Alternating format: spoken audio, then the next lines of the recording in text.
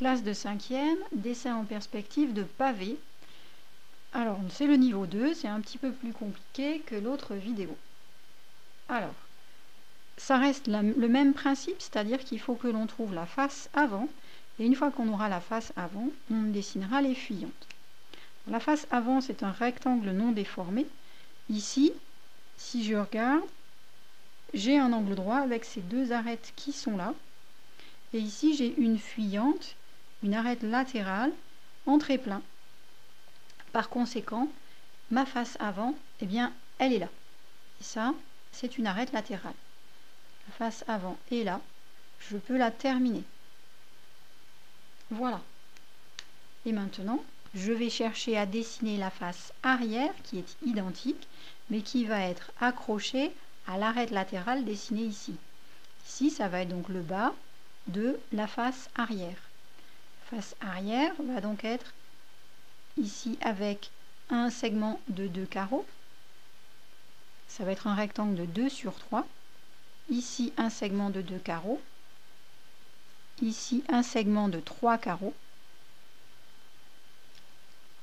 Et le reste, les deux autres arêtes de cette face arrière, seront toutes les deux en invisible, c'est-à-dire en pointillé.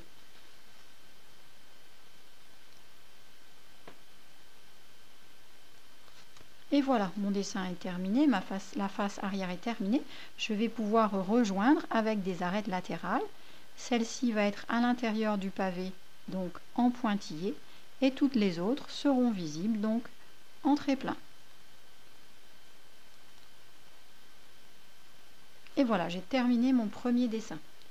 On est bien d'accord que pour bien vous montrer, je dessine la face avant au feutre assez épais, et que pour vous, eh bien, on attend un dessin géométrique clair et précis, donc plutôt pas de gros feutre, mais du crayon à papier.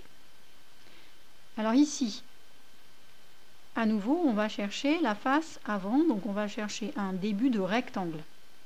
L'angle droit, il est ici, et donc les deux côtés consécutifs du rectangle sont là, et ce sont deux côtés consécutifs de la face avant, puisqu'il y a déjà une arête latérale en pointillé, mais qui n'appartient visiblement pas à ce rectangle. Donc ce rectangle est forcément le rectangle de devant.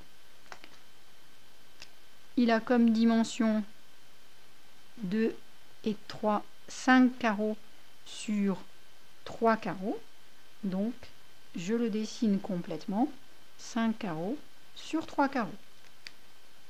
Maintenant, je vais dessiner le même rectangle à l'arrière. 5 carreaux sur 3 carreaux. J'ai déjà une arête ici cachée de 3 carreaux de haut. Je vais ici dessiner l'autre de 5 carreaux. Voilà. Et puis l'arête en haut, 5 carreaux également. Et l'arête sur le côté, 3 carreaux de haut. Voilà, j'ai dessiné la face arrière. Il ne me reste plus qu'à dessiner les arêtes latérales. Celle-ci est en trait-plein car elle est au-dessus, on va la voir.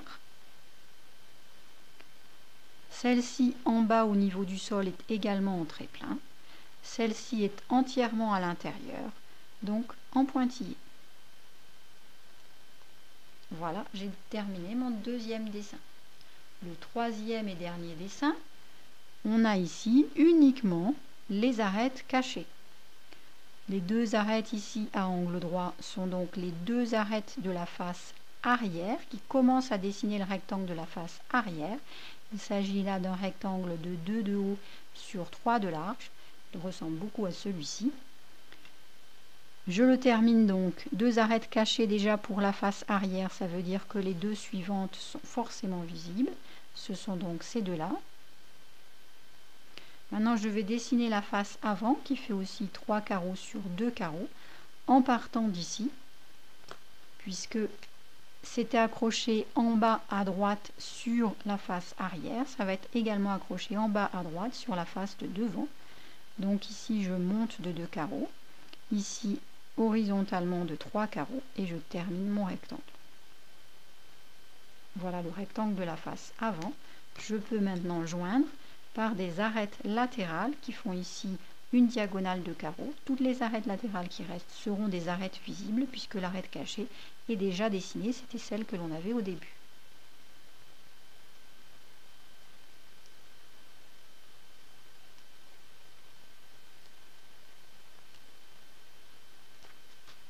Et voilà, c'est terminé.